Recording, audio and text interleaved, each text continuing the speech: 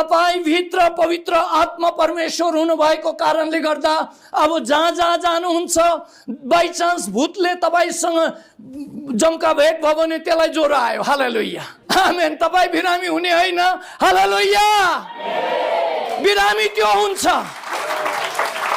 कारण पहिलो योहन्नाको पुस्तक 4:4 तिमीहरू भित्र जो हुनुहुन्छ, हालेलुया, संसारमा हुने भन्दा महान हुनुहुन्छ भन्नु चाहिँ यस खण्डमा बताइएको छ।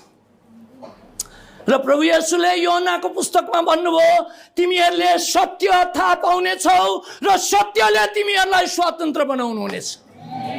र सत्य चाहिँ यो हो, तपाईँ एक्लो हुनुहुन्न, तपाईँ माया नगरिएको व्यक्ति हुनुहुन्न, तपाईँ वास्ता नपाएको व्यक्ति हुनुहुन्न, तपाईँ असहाय हुनुहुन्न। सर्वशक्तिमान परमेश्वर तपाईँ भित्र वास गर्नुहुन्छ भने